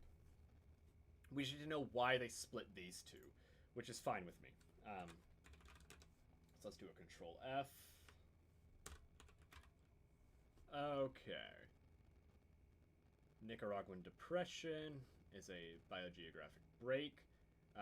Totally agree. I've seen that break on my own stuff. Right? Do I see that Nicaraguan depression on my stuff? Kind of. Not really, though. It'd be like between 7 and 9 over here, but that's not really what I'm finding, which is interesting. Might be found in a different thing. I'm finding the break here, actually. It's a few, but it's still like, okay, why is it wrong? Break dividing. Aurifer bicolor from marci. But why are they among both concatenation species? Be marci informed clay with the oh. There's a different paper I need to look at. There's a different paper I need to look at, isn't there? Oh, I need to look at I need to look at this one. They were out of date, so this is probably the one that actually split it out. Still, that Mason paper is super cool. I might send that to my lab, actually.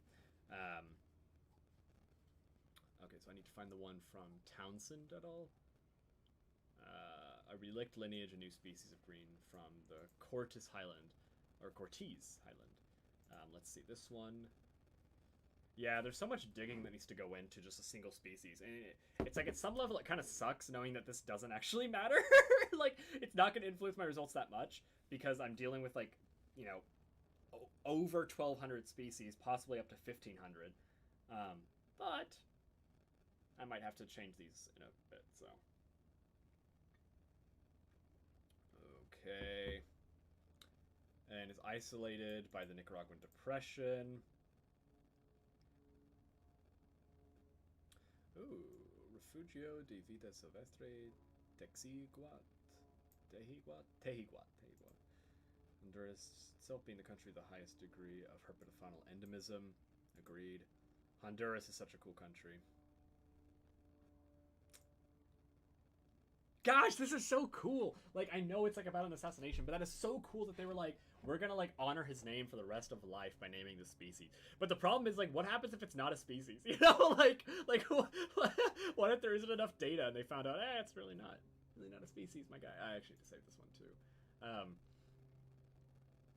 Okay, but let's find there. Okay, so here we have marci with Honduras and Guatemala.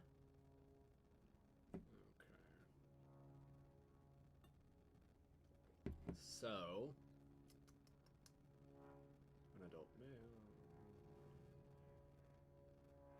Fruit specimens from all 9 conagers by these. Oof.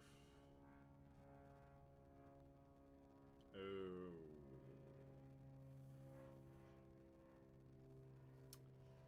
The juvenile. It's bicolor. Okay, so I need to figure out how it separates itself from Batrachus.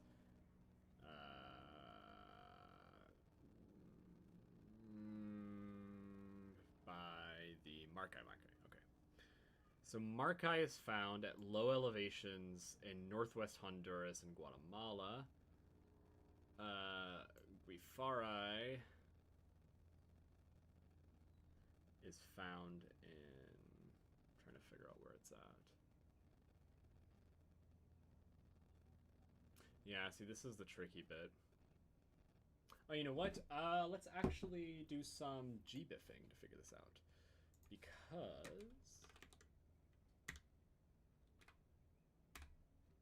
am I spelling that right? I might... Botricus.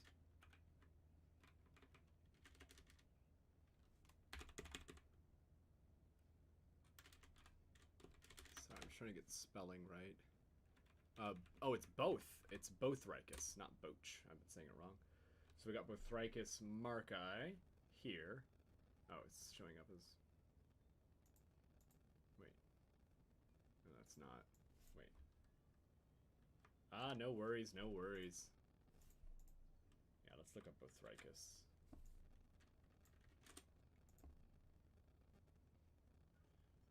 Okay. Okay, let's dive into some of these groups. Chordata, Reptilia. Oh, I just need to let it do its thing. Okay, so what I want to look at is Markai and Guifaroi. Okay, let's add that one.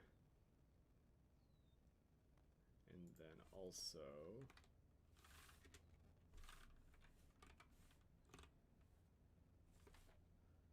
Bothricus.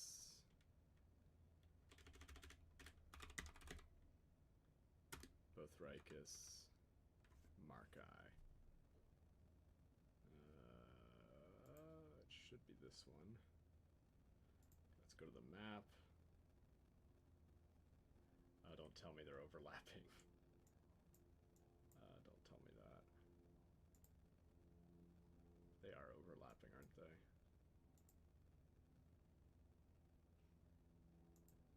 Ah, they got an overlapping range as well. Ah! Let's actually just look at Bothricus really quick.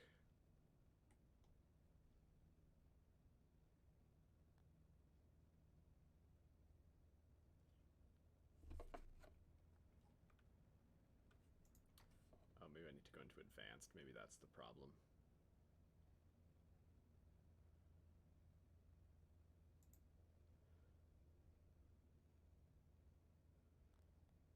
Okay, so we got Markai is here in the northwest Honduras for this group with a bit into Guatemala.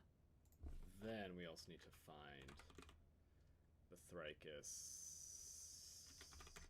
What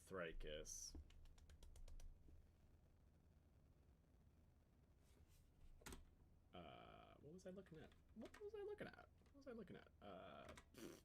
Words. Can't figure this out anymore. Bothricus. Guifaroi. Yep. Okay. Ah, dang it, they are overlapping, aren't they? Yeah, it's based on this little split. So, with this river in between... Oh, please. No, I just wanna... Okay, so Guifaroi is here. Then... Bothricus Markai.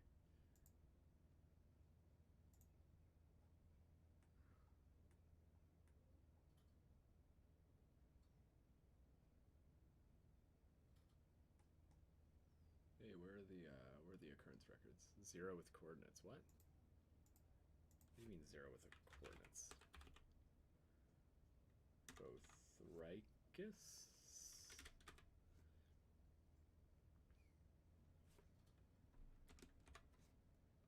Oh, there's there's a few of them in here, unfortunately. We were looking at this earlier, so I don't know why it's...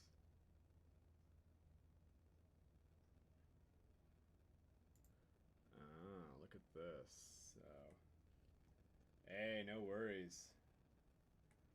I definitely feel that.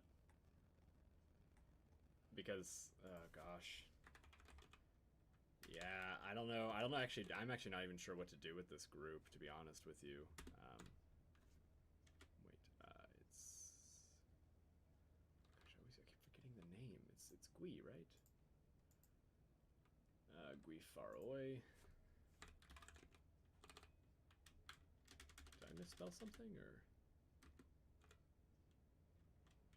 I know we were looking at Gui Faroi. I'm so confused. Hold on. Bothricus. Ah. Oh, I'm looking at Gui Faroi. But you have Markai, that's the thing. Okay, here's the old Markais. So what this did was it added a whole bunch of stuff over here. So... Ah, but as well as a few that are here. So these ones should be Gui Faroi, I believe. So let me get a polygon. Oop.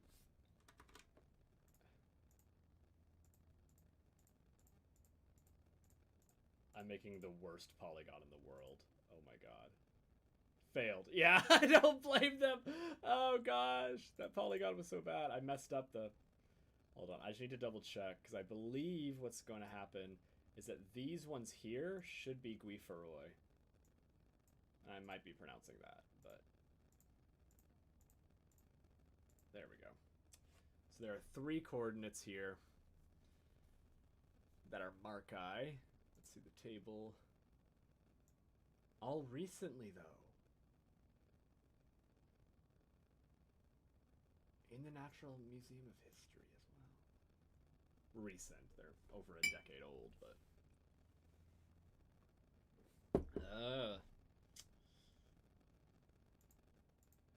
You know what, though? Oh, you know what? Let's actually see what... So we've been looking up Bothricus, but that's not what it is in this data set. I'm looking this up very wrong. This, we need to look up Bothrops Markai. Because that's the one that's wrong. So...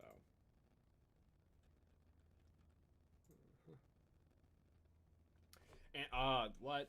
Now this one is telling me that I need to look it up as Nigraviridis. And they're found all through it. But, from what I understand, these are probably Gui Faroi. These might still... But let me look up Nigraviridis, which has a much wider range. Also down into Costa Rica. Hold on, let's look this up. They used to be Nigraviridis. Is that even... Does Reptile Database even consider it Nigraviridis anymore?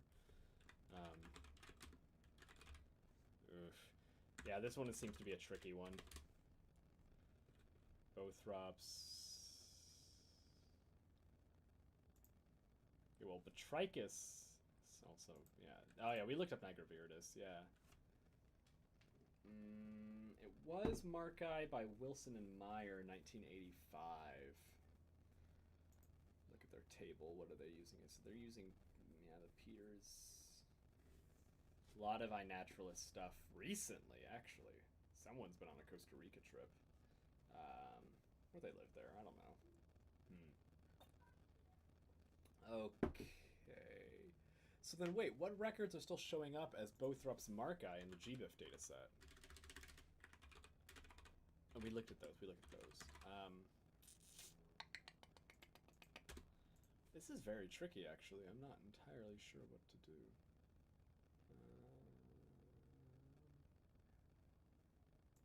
Yes? Yeah, but they're saying that this should be Nigraviridis. All from the 30s, though. I mean, that is a...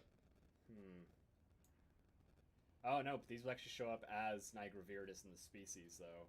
And that's what I use to, that's what I use in my data set. So then what am I using? Wait, I am so confused. What am I... Where is this data coming from? Hold on, we're going to go to the... okay, we're going to go to my actual, like, raw data that I have. So, here... hold on, sorry, my camera is blocking my research. Inputs, gbif.csv. So this is the raw data that I've downloaded from gbif for all my species, and it's going to take a little bit.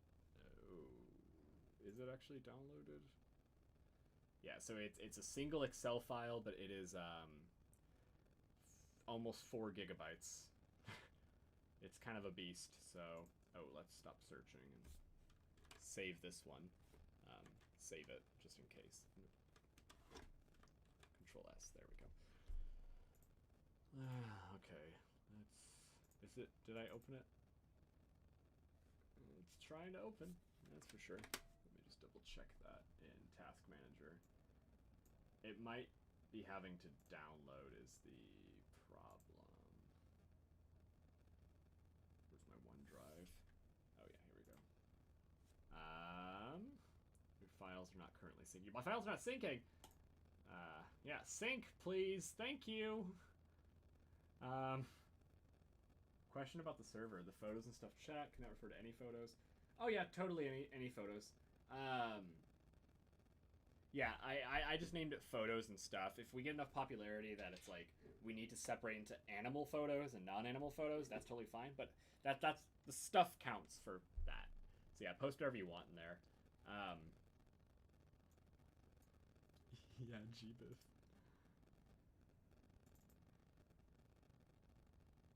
I don't know why this isn't opening. I'm actually gonna close Excel. Oh, wait. Yeah, I'm gonna close Excel and then try to open it up. Sometimes that works, sometimes that doesn't. I don't know why. And I would totally love to see your tabletop models. What are they for? Is it for Warhammer or D&D? Or something else?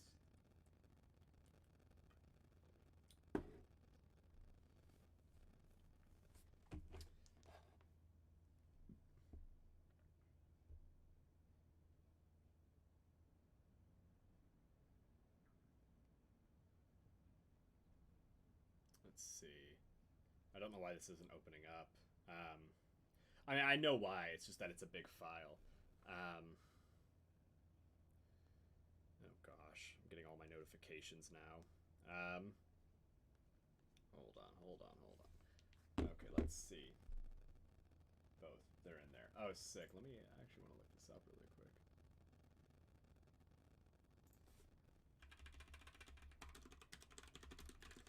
My contact I sent the Streamloots thing over to says that it encourages extreme behavior. But I'm like, what does that mean? Hold on, I want to look up what you have for... I'm in the wrong server. It's like, why can't I see anything? Oh, dang. Those models, you really went all out. Those are some nice models, too. Sick. And that puppy is adorable. Oh my gosh.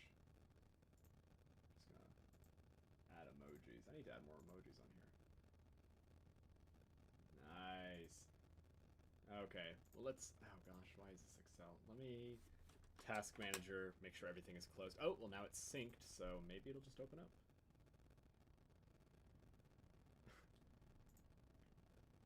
Let's see if anything is going on in my Task Manager that would stop it. Actually, I have no clue why this is not opening up. There is no reason why it shouldn't.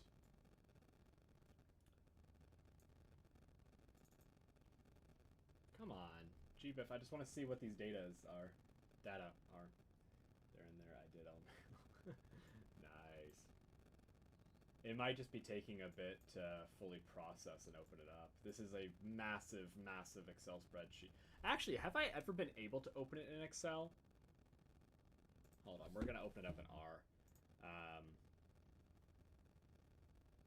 It's a big birthday. Oh well, yeah. I mean, if you have the permission to do it, then absolutely do it. You know. I totally feel that. For my birthday, I bought myself the that acoustic hanging on the not birthday, for a Christmas gift. I bought myself that acoustic. Like, I was really like, I kind of need the money for stuff, but like adulting, like car payments and stuff. But I was like, you know what? I haven't spent money on myself in years for the Tyrant and the Dragon. Dragon models are always so cool. Like, I will always be down for dragon models. .csv. What is it? I think it's just gbif.csv, right? Is that how I named it? Sorry, sometimes R is a little bit easier to work with for loading up big data sets because it limits it. So it's in my inputs folder.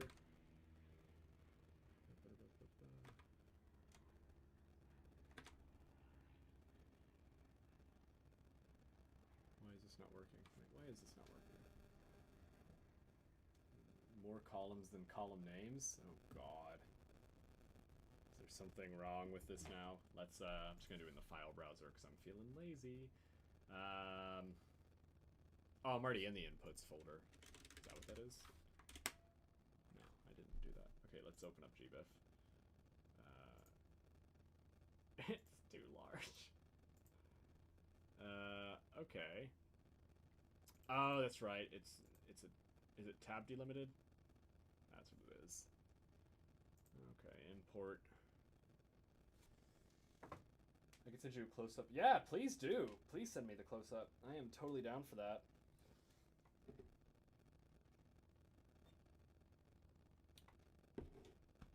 Yeah, I'm always into models. I actually have a friend from back in Texas who's like got really into like model. I didn't even know he was into model making until after I moved out here, and then he posted on Facebook.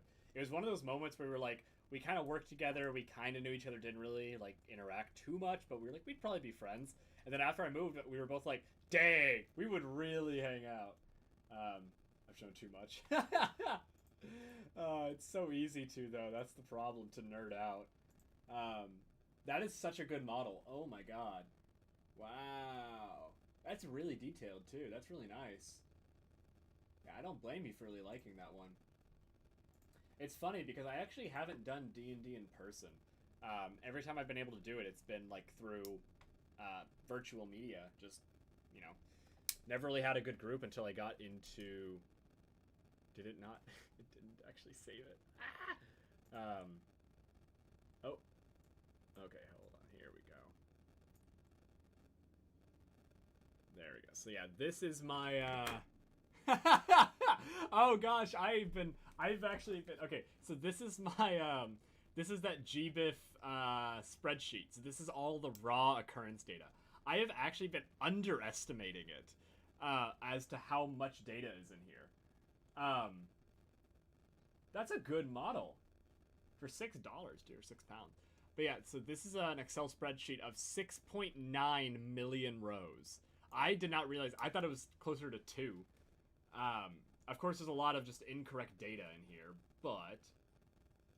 Oh, wait, did I include all classes in this data? Did I include all classes in this data? Are you kidding me? Why did I do that? No, I did not do something that stupid, did I? Okay, whatever. I mean, yeah, like I just filter it out. It might just be a data issue, actually. Let's look up Bothrops. Oh god, I should not. Why am I searching like this? No. Okay, filter. That was a dumb idea, what I was just doing. Okay. 2, because it's gonna search all of those. So like 6.9 million by 50. No, heck no. So let's find Bothrops. The adult dragons were only 16. That is a good value. Just knowing models. Like if anyone else who's been watching that doesn't know models, it's like models get expensive, very fast. Oh, props. Fair.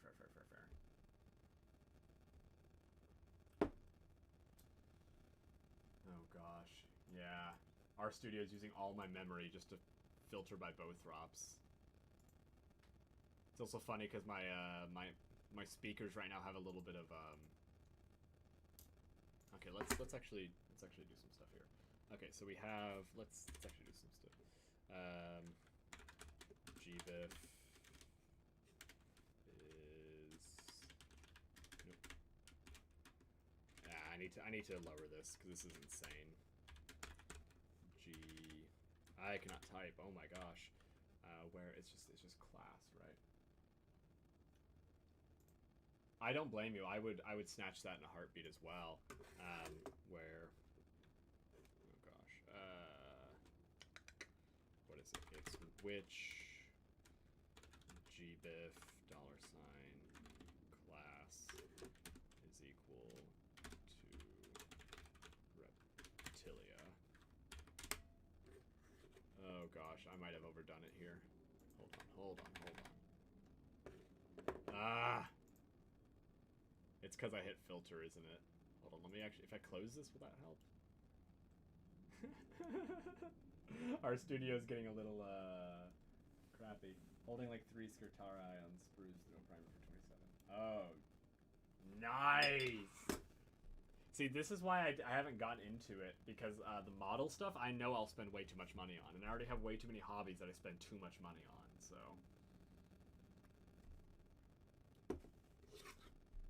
Which is kind of fair, and like dragons are just so, I don't know. Dragons are dragons, they're cool, you know? Like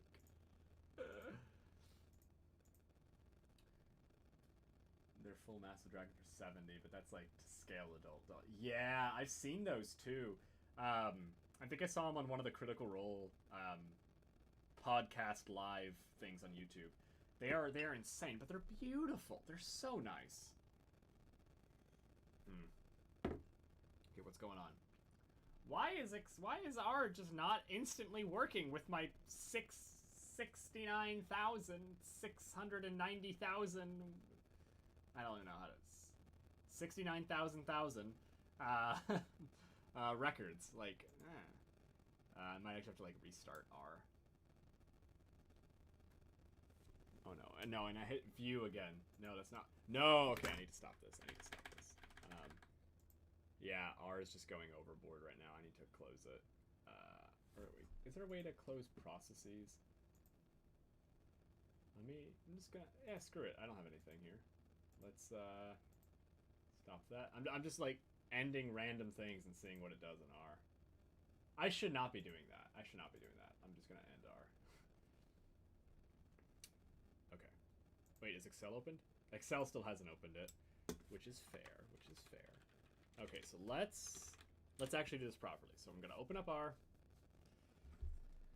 Oh, yeah. Is GBIF loaded in? GBIF is not loaded in. And that is fine. File. We'll do an import data set. We'll do it on tab. Import, and then we'll have just a very basic GBIF. Equal to GBIF, which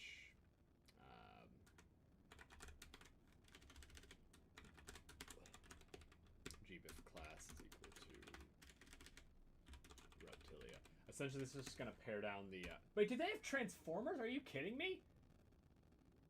Oh, gosh. I feel that, though. Oh, gosh. The knight in the back. I feel, and like the problem is, like, you say those prices, every single one feels worth it. And that's the problem with it. Like, I'm never mad at the price. I'm like, yeah, that's about right. I would probably do it if I got into, like, making my own. Because I think that would be so much fun to learn.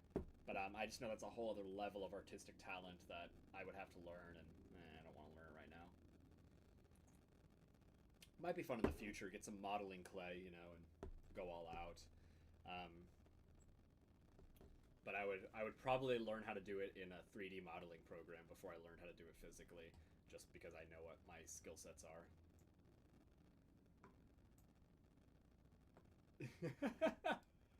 It's insane. It's so insane. Okay, I don't need to look at GBIF, but I do need to filter it. So yeah, what happens if I just have Reptilia? Okay, Reptilia is only 500,000 records. Have I been? Oh my god, I'm mad at myself for using this stupid spreadsheet. I've been using it so wrong at it.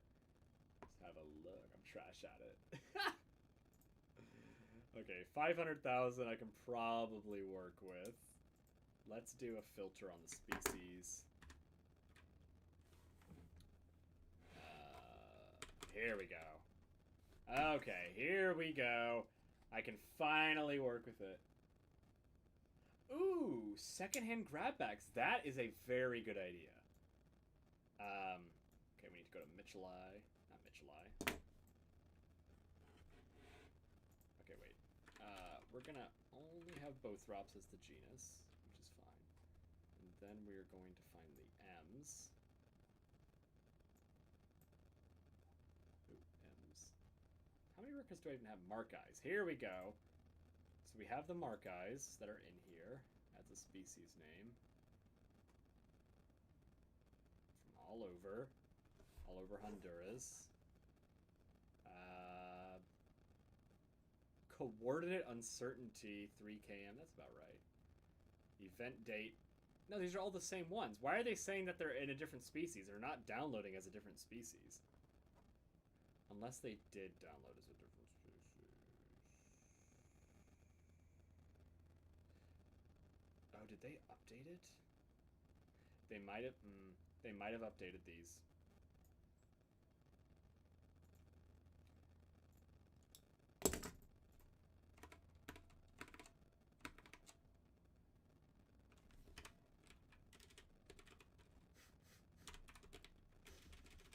I am. You know what? You know what I'm gonna do?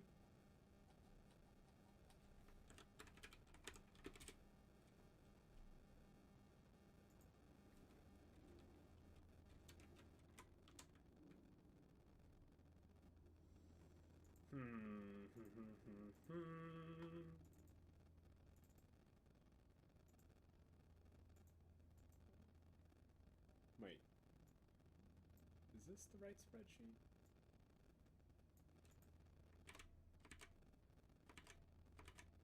Wait, what is going on here?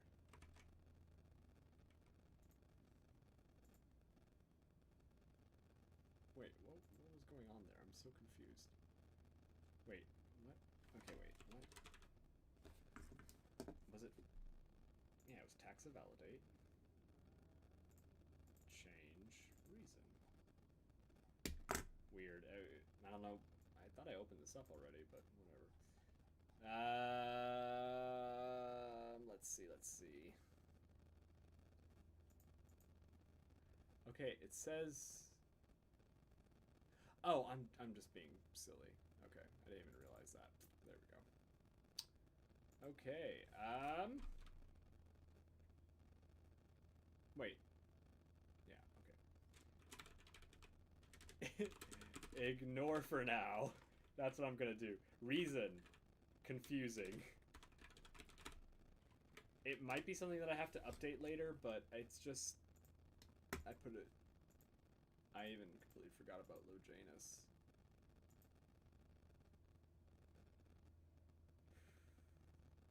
Okay. Dang. I take my commas out to make the message short enough and it sends me. Okay, let's see. My first lot of miles 150. Oh, wow.